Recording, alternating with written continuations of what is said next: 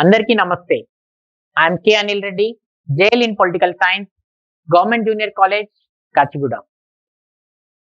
In the last class, we were discussing about the classification of laws.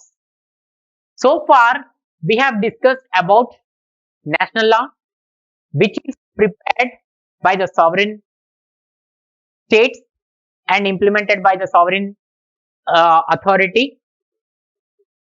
Then we also discussed about the international law. International law regulates the relationship between various states, sovereign states. Thirdly, we also discussed about the constitutional law, which is the supreme law of the land, which also tells the relationship between various organs of the government and powers and functions of the government. Fourthly, we also discussed about the ordinary law, which regulates the relationship between citizens, state government, as well as the society. And it is also the subordinate law to the constitutional law. Fifthly, we also discussed about the public law, which regulates the relationship between individual and the state.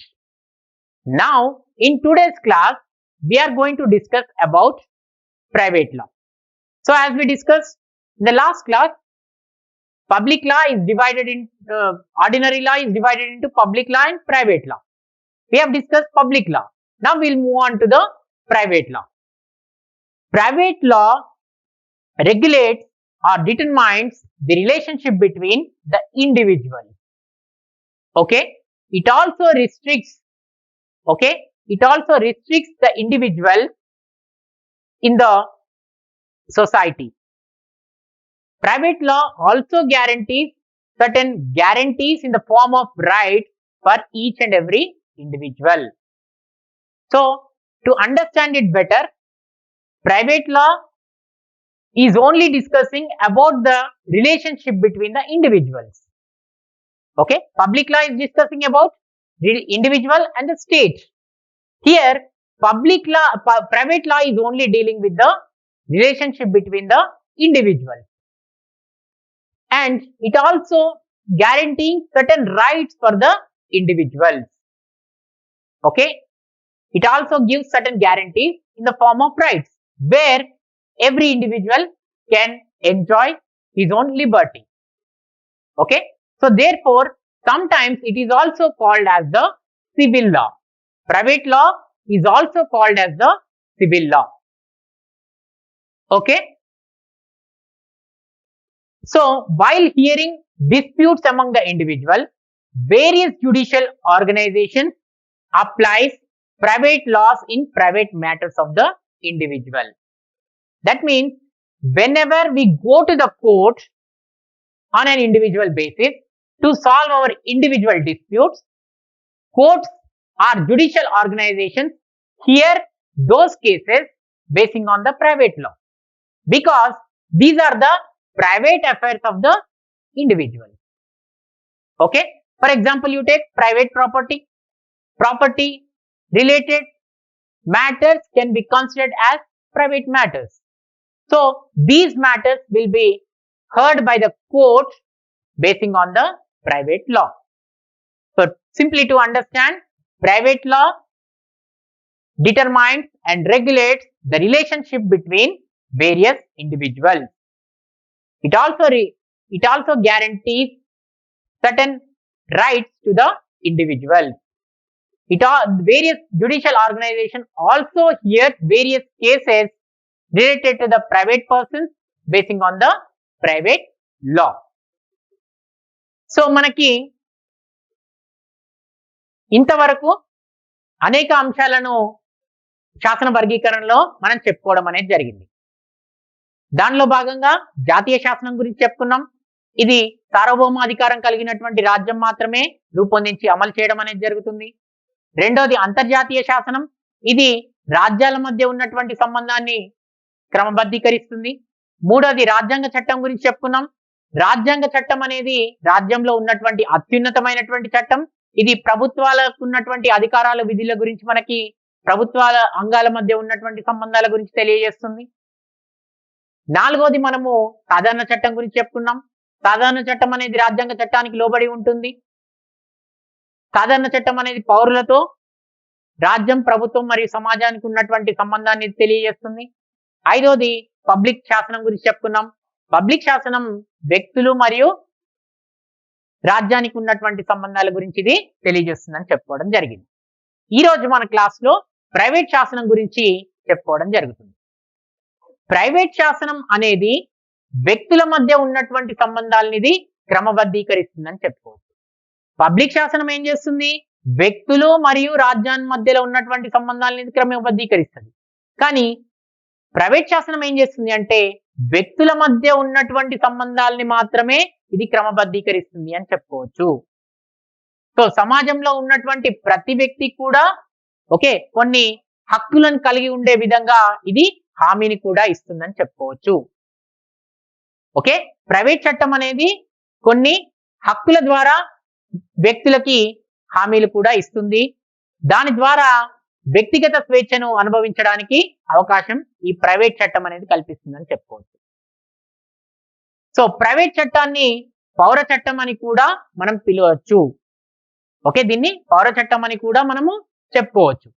పౌర చట్టం అని ఎందుకు చెప్పుకుంటున్నామంటే ఎప్పుడైనా సరే వ్యక్తుల మధ్య ఉన్నటువంటి వివాదాలను న్యాయస్థానాలు, న్యాయ సంస్థలు వినేటప్పుడు, అటువంటి కేసులను అవి స్వీకరించేటప్పుడు ప్రైవేట్ చట్టం ఆధారంగానే వాటిని విచారించడం అనేది జరుగుతుంది.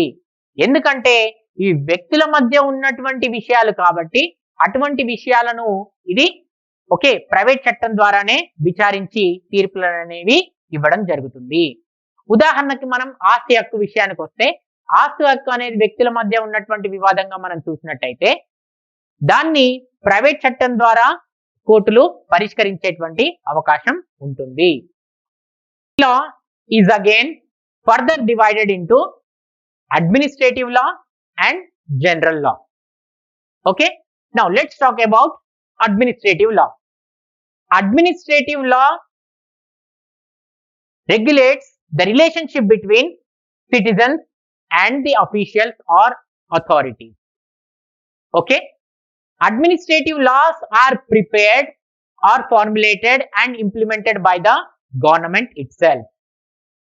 These administrative laws help in the development of the country, because day-to-day administration takes place according to the laws which are prepared by the government. If you need the faster development, it is the officials or the authorities who have to work on day-to-day basis. They work on the basis of these administrative laws. These administrative laws also brings discipline among the officials, whoever are working for the government. The administrative laws brings discipline among those administrative personnel. So administrative laws can also be considered as very, very important. If you need the faster development, if you need the discipline among the administrative personnel, we need to have proper administrative laws for the benefit of the authorities or officials. Administrative laws clearly differentiate between the officials as well as the private persons. So that's why it only regulates the relationship between citizens and officials. It clearly demarcates between the official and the private or ordinary citizens. It clearly differentiates between these two. So that's why administrative laws are very important for the faster development and also to bring discipline among the administrative personnel. So మనకి పరిపాలనా శాసనం విషయానికి వస్తే, మనం ఇంతకు ముందు చెప్పుకున్నట్టు public శాసనాన్ని రెండు విధాలుగా మనం చెప్పుకోవడం జరిగింది. రెండు విధాలుగా వర్గీకరించాం. అవి పరిపాలనా శాసనం, రెండవది సార్వత్రిక శాసనం. పరిపాలనా శాసనం విషయానికి వచ్చినప్పుడు పరిపాలన అనేది నిర్విఘ్నంగా కొనసాగాలి అంటే మనకి కొన్ని పరిపాలన పరమైనటువంటి చట్టాలు అనేవి అవసరం ఉంటుంది. పరిపాలన చట్టాలను ఎవరు రూపొందిస్తారు అంటే ప్రభుత్వం మాత్రమే రూపొందిస్తుంది. సో ప్రభుత్వ అధికారుల కోసం రూపొందించేటువంటి చట్టాలనే పరిపాలన చట్టాలుగా మనం చెప్పుకోవచ్చు. పరిపాలన చట్టాలు ఏం చేస్తాయి? పౌరులకు అలానే అధికారులకు మధ్య ఉన్నటువంటి సంబంధాలని ఇవి క్రమబద్ధీకరిస్తాయని చెప్పుకోవచ్చు. పరిపాలన చట్టాలు మనకి ఏం తెలియజేస్తాయంటే వ్యక్తులకు తర్వాత ప్రభుత్వ అధికారులు ఎవరైతే ఉంటారో వాళ్ళిద్దరి మధ్య ఉన్నటువంటి సంబంధాలని ఇవి ఈ పరిపాలన చట్టాలు అనేవి క్రమబద్ధీకరిస్తాయి. సో మనము వేగంగా అభివృద్ధి చెందాలన్నా మనకి పరిపాలన చట్టాలు అనేవి చాలా అవసరం అవుతాయి. అలానే ఎవరైతే అధికారులు పనిచేస్తూ ఉన్నారో వాళ్ళలో క్రమశిక్షణ పెంపొందించాలన్నా కూడా పరిపాలన చట్టాలు అనేవి బాగా దోహదపడతాయని చెప్పుకోవచ్చు. సో ఈ విధంగా పరిపాలన చట్టాలు అనేవి ఒక క్రమశిక్షణ తీసుకురావడానికి, వేగంగా ఒక దేశం అభివృద్ధి చెందాలన్నా ఇటువంటి వాటికి పరిపాలన చట్టాలు అనేవి బాగా ఉపయోగపడతాయని చెప్పుకోవచ్చు. సో వీటిని ఎవరు రూపొందిస్తారు అంటే ప్రభుత్వమే ప్రభుత్వ అధికారుల కోసం రూపొందించి అమలు చేస్తుంది. అలానే పరిపాలన చట్టం అనేది ప్రైవేట్ వ్యక్తులకు మరియు ప్రభుత్వ అధికారులకు మధ్య ఉన్నటువంటి భేదాలను కూడా ఇది చూపిస్తుందని చెప్పుకోవచ్చు. ఈ ఇద్దరి మధ్య ఉన్నటువంటి తేడాలను కూడా అది చూపిస్తుంది. Next we will move on to the general law. What is general law? General law, excluding administrative laws, all other laws can be considered as the integral part of the general law. Okay, apart from the administrative law, rest of the laws are the integral part of the general law.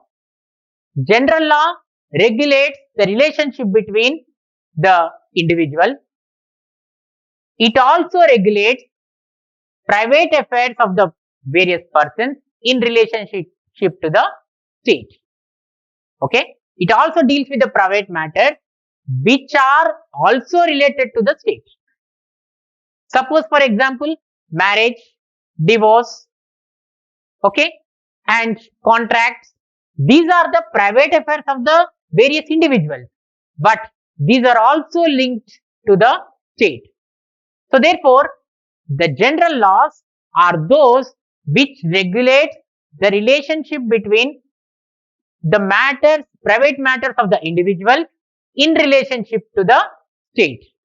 Okay, it deals with the matters of individual and it also deals with the private matters of the individual to the state. So that's why we have cited examples as marriage, divorce, contracts. This happens between the individuals, various individuals, but these matters are also linked to the state. So therefore this general law is also very important one. So apart from administrative law, all other laws can be considered as the integral part of the general law. It regulates the relationship between various citizens or individuals, in relationship to the state in the private matters. So మనము సార్వత్రిక చట్టం విషయానికి వచ్చినప్పుడు సార్వత్రిక చట్టం అనేది పరిపాలనా చట్టాలను మినహాయిస్తే మిగతా చట్టాలన్నీ కూడా సార్వత్రిక చట్టంలో అంతర్భాగంగా మనం చెప్పుకోవచ్చు. ఇవి ఏం చేస్తాయి? సార్వత్రిక చట్టంలో ఉన్నటువంటి మిగతా చట్టాలన్నీ కూడా పరిపాలన చట్టాలను మినహాయిస్తే మిగతావన్నీ కూడా సార్వత్రిక చట్టాలే కాబట్టి ఈ సార్వత్రిక చట్టాలన్నీ కూడా వ్యక్తుల మధ్య ఉన్నటువంటి వ్యక్తిగత విషయాల గురించి ఉన్నటువంటి సంబంధాన్ని ఇవి తెలియజేస్తాయి అని చెప్పుకోవచ్చు. వ్యక్తుల మధ్య ఉన్నటువంటి వ్యక్తిగత సంబంధాలు అలానే రాజ్యంతో ఉన్నటువంటి సంబంధాన్ని కూడా ఈ యొక్క సార్వత్రిక చట్టాలు అనేవి తెలియజేస్తాయి. ఉదాహరణకి వివాహ చట్టాలు కావచ్చు, విడాకులు కావచ్చు, తర్వాత ఒప్పందాలు కావచ్చు, ఇవన్నీ కూడా వ్యక్తుల మధ్య ఉన్నటువంటి చట్టాలుగా మనం వ్యక్తుల మధ్య ఉన్నటువంటి వ్యవహారాలుగా చెప్పుకోవచ్చు. ఈ వ్యక్తుల మధ్య ఉన్నటువంటి వ్యవహారాలు, రాజ్యంతో గల సంబంధాన్ని ఈ యొక్క సార్వత్రిక చట్టాలు అనేవి తెలియజేస్తాయని చెప్పుకోవచ్చు, క్రమబద్ధీకరిస్తాయని కూడా మనం చెప్పుకోవచ్చు. Next we will move on to the next one. Now general law is again further divided into statutory law and common law. Okay, general law is further divided into statutory law and common law. Now let's learn about statutory law. Statutory laws are the laws which are prepared or formulated by the various legislatures in the modern era. So these statutory laws have got very significant. They have become very significant in the modern era. These statutory laws are formulated by the various legislatures in various countries. For example, you take in India, Parliament prepares statutory laws. In England, again Parliament. In America, if you go, Congress will prepare the various laws. So these are nothing but statutory laws. So in the modern era, especially in the democratic countries, statutory laws have got more prominence or more significance. Okay. So మనము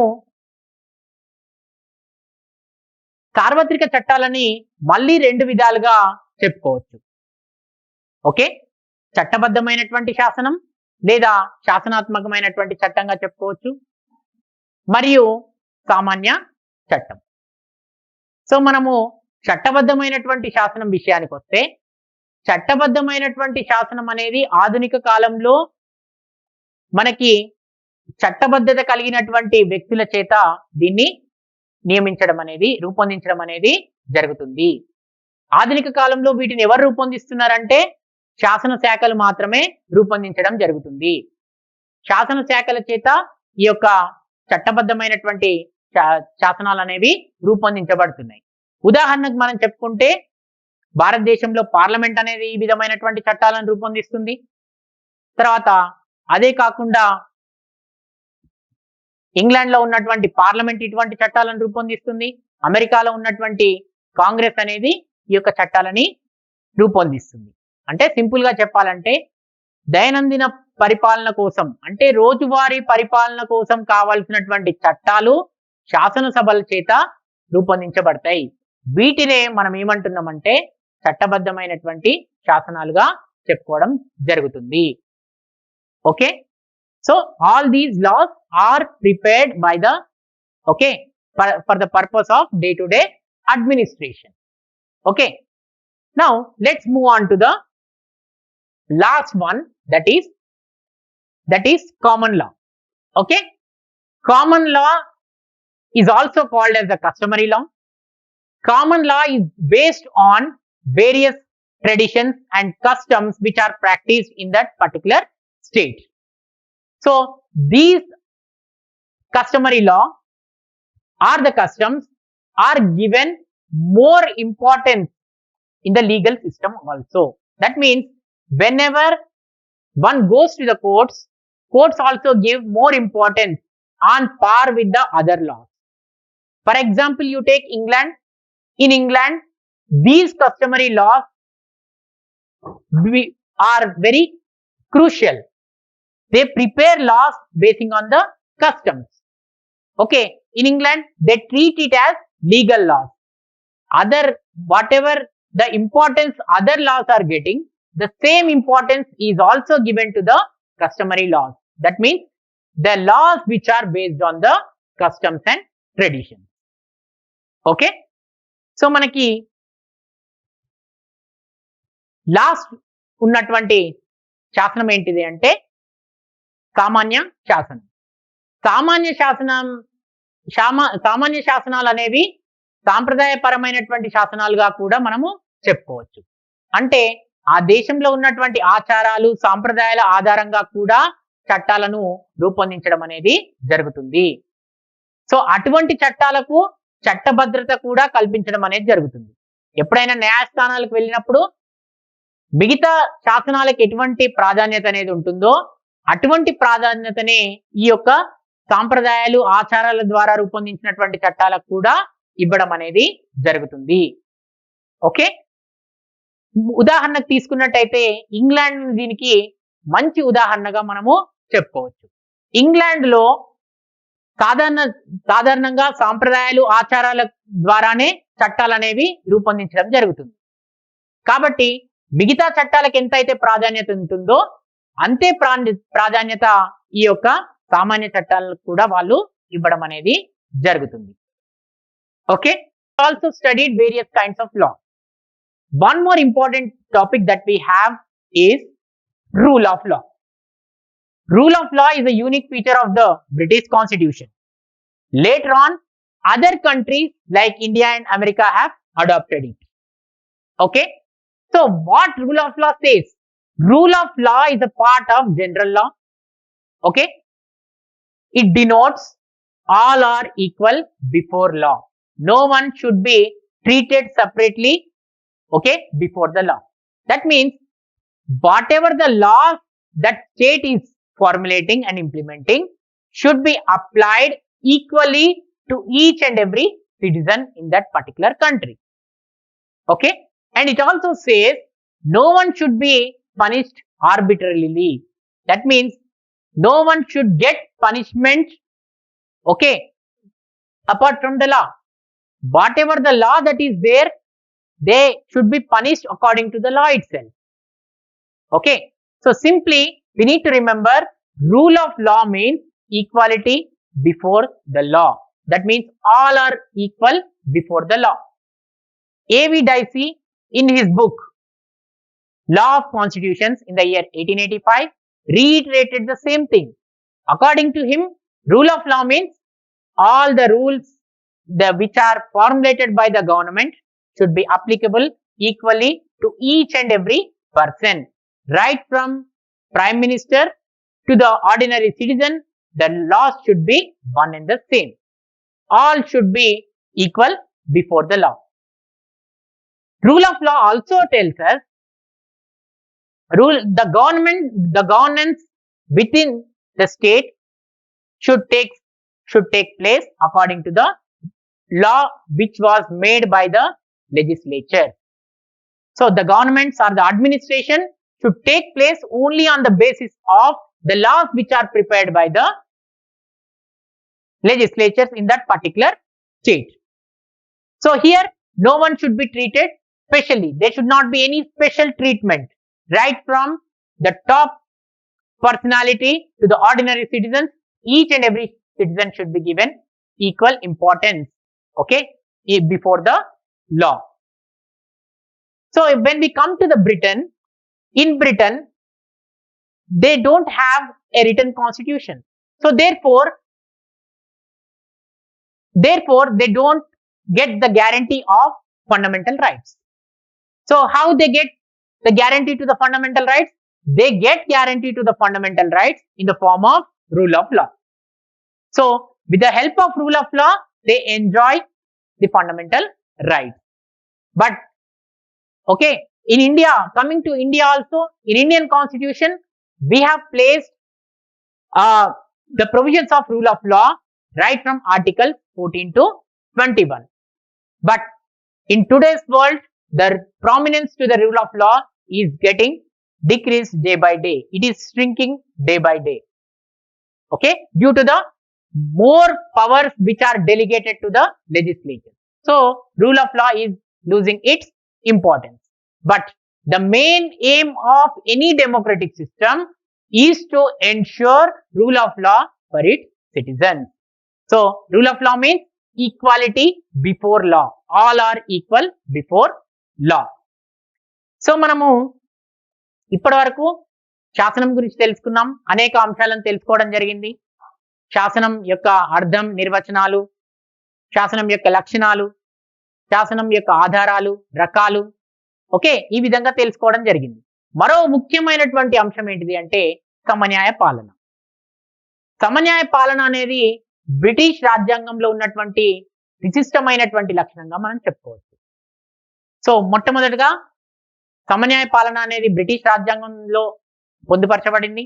దాని తర్వాత భారతదేశం, America లాంటి దేశాలు కూడా ఈ యొక్క సమన్యాయ పాలనని స్వీకరించడం అనేది కూడా జరిగిందని చెప్పుకోవచ్చు. సమన్యాయ పాలన అనేది ఏం తెలియజేస్తుంది? చట్టం ముందు అందరూ సమానులే అనే విషయాన్ని సమన్యాయ పాలన అనేది తెలియజేస్తుంది. ఎవరికి కూడా ప్రత్యేకమైనటువంటి చట్టాలు అనేవి ఉండవు. అందరినీ చట్టం అనేది ఒకే విధంగా చూడాలి అనే విషయాన్ని ఇది సూచిస్తుంది. ఎవరిని కూడా నిరంకుశత్వంగా శిక్షించడాన్ని ఈ యొక్క సమన్యాయ పాలన అనేది వ్యతిరేకిస్తుంది. ఎవరిని కూడా శిక్షించడం అనేది ఇది పూర్తిగా వ్యతిరేకిస్తుంది. సమన్యాయ పాలన ప్రకారం శాసనాలను తయారు చేసి అమలు పరచాల్సినటువంటి బాధ్యత ప్రభుత్వాల పైన ఉంటుంది. ఏవైతే శాసనాలు రూపొందిస్తారో ఆ శాసనాల అనుగుణంగానే అక్కడ పరిపాలన అనేది కొనసాగించాలి. ఎవరైతే శాసనాలను ఉల్లంఘించినట్టయితే, చట్టాలను ఉల్లంఘించినట్టయితే వాళ్ళకి శిక్ష పడే విధంగా కూడా చెయ్యాలి అనే విషయాన్ని ఇది సూచిస్తుంది. ఏవి డైసీ అనే అతను తన గ్రంథంలో లా ఆఫ్ కాన్స్టిట్యూషన్స్ అనే గ్రంథంలో 1885 సంవత్సరంలో ఈ బుక్ రావడం జరిగింది. అందులో అతను చట్టం ముందు అందరూ సమానులే అనే విషయాన్ని సమన్యాయ పాలన ద్వారా అతను ప్రస్తావించడం అనేది కూడా జరిగింది.